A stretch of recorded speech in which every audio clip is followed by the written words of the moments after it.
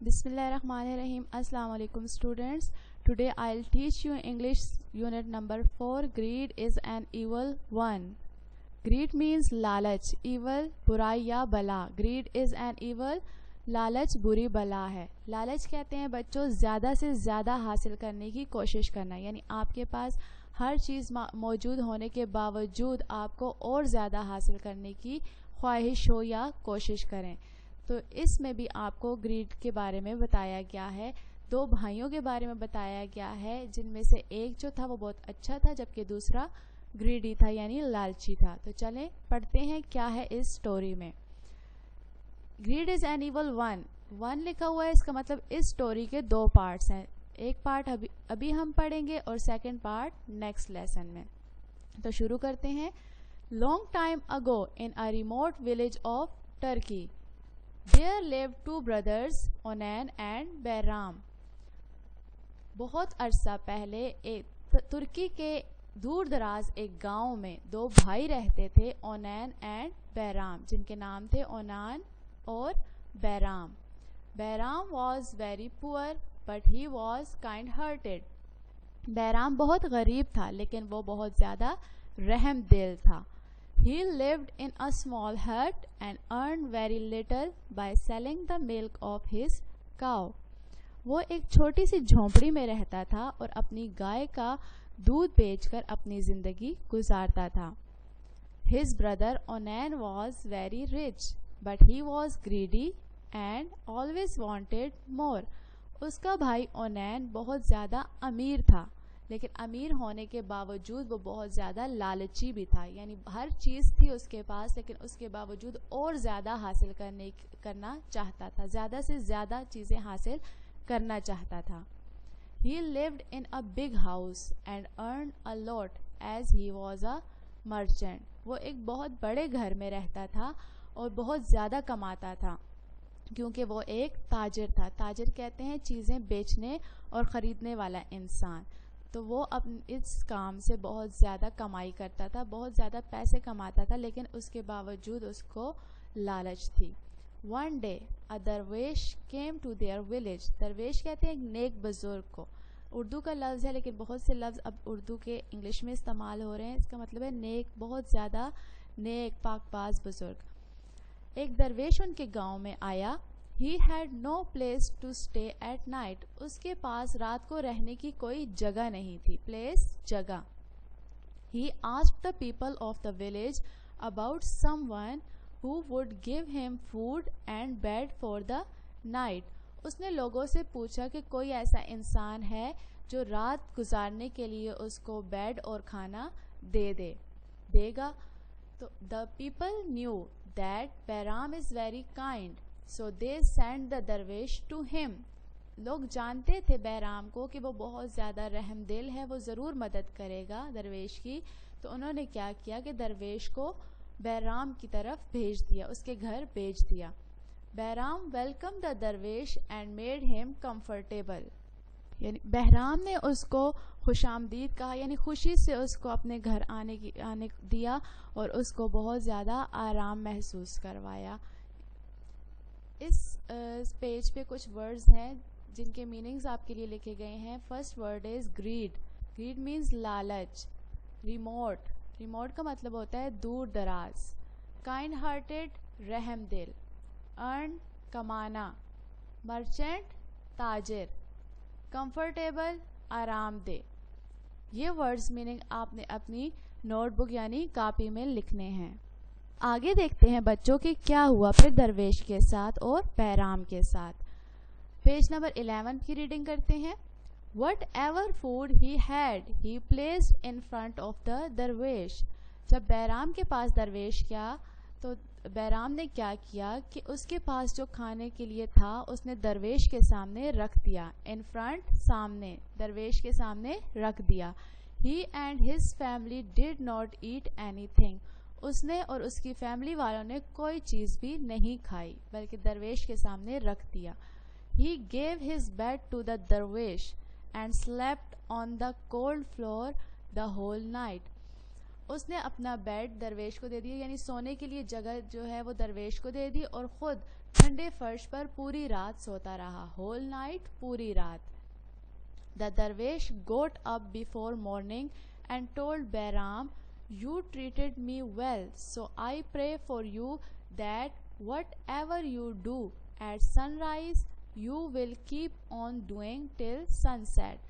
दरवेश उससे बहुत खुश हुआ, तो जब सुबह वो उठा उसने बहराम से कहा, तुमने मेरे साथ बहुत अच्छा सलूक किया है, बहुत अच्छे तरीके से मेरे साथ पेश आए हो, तो मैं तुम्हारे लिए दुआ करता हूँ कि तुम जो भी कर रहे होगे, सूरज तलू होने के वक्त जो काम कर रहे होगे, मेरी दुआ है कि वो तुम सूरज गरूब होने तक करते रहो. शॉर्टली आफ्टरवर्ड्स द दरवेश लेफ्ट द विलेज. उसके बाद दरवेश जो है वो गांव से चला गया. Bahram then began performing his daily routine. उसके बाद बहराम जो रोज़ाना काम करता था उसने अपने काम शुरू कर दिए जो वो रोज़ करता था. After cleaning the house he started milking the cow. अपने घर को साफ करने के बाद उसने काउ का गाय का दूध निकालना शुरू कर दिया. Just as he started doing so the sun started to rise. जब उसने ये शुरू किया दूध निकालना तो उस वक्त सूरज जो है वो तलू हो रहा था, सूरज निकलना शुरू हुआ. The prayer of Darvish came true and he kept milking the cow till sunset. दरवेश की जो दुआ थी वो सच साबित हुई और वो उस वक्त तक दूध निकालता रहा जब तक सूरज गरूब नहीं हो गया. यानी सूरज गरूब होने तक वो काउस का दूध निकालता रहा. उसके पास बहुत ज़्यादा दूध हो गया था. Now he had a lot of milk to sell and he was very happy. अब उसके पास बेचने के लिए बहुत ज़्यादा दूध हो गया था और वो बहुत ज़्यादा खुश था. तो बच्चों, उसने दरवेश के साथ बहुत अच्छा सलूक किया था, अच्छे तरीके से पेश आया था, तो दरवेश ने खुश होकर उसको दुआ दी थी और वो दुआ कबूल हो गई थी और वो बहुत ज़्यादा खुशहाल हो गया था, यानी उसके हालात बेहतर हो गए थे. इससे हमें ये सबक मिलता है कि हमें दूसरों की मदद करनी चाहिए, दूसरों के साथ अच्छा सलूक करना चाहिए. अब पेज नंबर 11 पे कुछ वर्ड्स यूज़ हुए हैं जिनके मीनिंग्स आपको बता दूं. पहला लफ्ज़ है वट एवर, जो भी. ट्रीटेड, सलूक करना. सनराइज, तलुए आफ्ताब यानी सूरज का निकलना. आफ्ताब कहते हैं सूरज को. सनसेट, गरूबे आफ्ताब यानी सूरज का डूबना. प्रे, दुआ करना. ये वर्ड्स मीनिंग भी आपने अपनी नोटबुक में लिखने हैं. उसके बाद है बच्चों वर्ड्स सेंटेंसेस. इसी यूनिट से कुछ वर्ड्स लिए गए हैं जिनके सेंटेंसेस बनाए गए हैं. First word is village. The sentence of village is my uncle lives in a small village. मेरे अंकल एक छोटे से गांव में रहते हैं. मर्चेंट, ताजिर. Ali's father is a merchant. Ali के अबू एक ताजिर हैं. Kind hearted. My mother is a kind hearted lady. मेरी अम्मी एक रहम दिल खातून हैं. Family. I love all my family members. मैं अपनी फैमिली मेम्बर्स से बहुत प्यार करता हूँ या करती हूँ. Treated. The poor man was treated very well. गरीब आदमी के साथ बहुत अच्छा सलूक किया गया. ये वर्ड सेंटेंसेस भी आपने अपनी नोटबुक में लिखने हैं.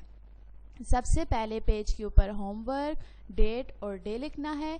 उसके बाद यूनिट नंबर 4, उसका नाम, उसके बाद वर्ड्स मीनिंग जो आपको बताए गए हैं और उसके बाद वर्ड सेंटेंसेस आपने अपनी नोटबुक में लिखने हैं. हैं एक्सरसाइज की तरफ. पेज नंबर 12 पर है एक्सरसाइज जिसका ए पार्ट है फिर इन द करेक्ट आंसर. आपको ब्लैंक्स दी गई हैं और ऑप्शंस दिए गए हैं 3. आपने इनमें से जो सही ऑप्शन है उसको इस ब्लैंक में लिखना है. First one is the two brothers lived in a remote village of dash. Pakistan, China या टर्की. दो भाई किस मुल्क के दूर दराज के गांव में रहते थे? पाकिस्तान के, चाइना के या तुर्की के? सही ऑप्शन है Turkey. Second one is Bairam lived in a small palace, house या कॉटेज. बैराम कहाँ रहता था? महल में, घर में या कॉटेज में? तो इसका सही जवाब है कॉटेज यानी झोंपड़ी. द दरवेश. थर्ड वन इज द दरवेश asked for someone who would give him. दरवेश ने किस आदमी के बारे में पूछा जो उसको दे सके? मनी, पैसे, फूड खाना या काऊ, गाय. इसका सही ऑप्शन है फूड।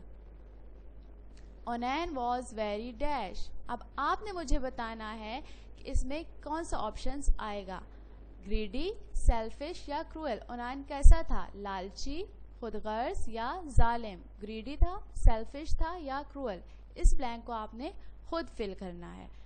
फिफ्थ ब्लैंक है, Bairam kept milking the cow till dash, sunrise, afternoon, sunset. Bairam किस वक्त तक गाय का दूध निकालता रहा, सूरज तलू होने तक, दोपहर तक या सूरज गरूब होने तक। ये आंसर भी आपने खुद लिखना है, आपने यूनिट की रीडिंग करनी है और सही ऑप्शन आपने इस खाली जगह में लिखना है। अब बी पार्ट है answer the questions below.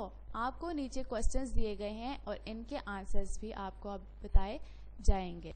Question number 1 is how did Bairam earn his living. Bairam किस तरह अपनी जिंदगी गुजारता था। आंसर है Bairam earn his living by selling the milk of his cows. Bairam अपनी गाय का दूध बेचकर अपनी जिंदगी गुजारता था। Question number 2 is how did Onain earn his living. Onain किस तरह अपनी जिंदगी बसर करता था या गुजारता था। तो इसका आंसर है Onain earned his living by trade. तिजारत के जरिए ओनैन जो है वो तिजारत के जरिए अपनी ज़िंदगी गुजारता था, कमाता था और ज़िंदगी गुजारता था। तिजारत कहते हैं चीज़ें बेचने और ख़रीदने के काम को। Question number 3 is what did the दरवेश प्रे फॉर बैराम। दरवेश ने, नेक बुजुर्ग ने बैराम के लिए क्या दुआ की थी। आंसर है The Darwish prayed for Bairam that whatever he does at sunrise, he will keep on doing it till sunset. तो दरवेश ने बैराम के लिए ये दुआ की थी कि वो जो कुछ भी सूरज तलू होने के वक्त कर रहा है वो सूरज गरूब होने तक करता रहे। ये दुआ दी थी दरवेश ने बैराम को। क्वेश्चन नंबर 4 है What did the Darwish ask the people of the village? दरवेश ने गांव के लोगों से क्या पूछा। आंसर है The Darwish asked the people of the village about someone who would give him food and bed for the night. दरवेश ने किसी ऐसे आदमी के बारे में पूछा था जो उसको रात गुजारने के लिए बिस्तर और खाना दे सके। Question number 5 is what gift did Bairam get for his good behaviour. क्या तोहफा मिला था, क्या इनाम मिला था बैराम के अच्छे सलूक की वजह से। उसको क्या तोहफा मिला था, क्या इनाम मिला था, यानी जो उसने अच्छा सलूक दरवेश के साथ किया था तो फिर उसको बदले में क्या मिला था। आंसर है एज अ रिजल्ट ऑफ दरवेश प्रेयर। दरवेश की दुआ के नतीजे में Bairam got a lot of milk to sell for his good behaviour.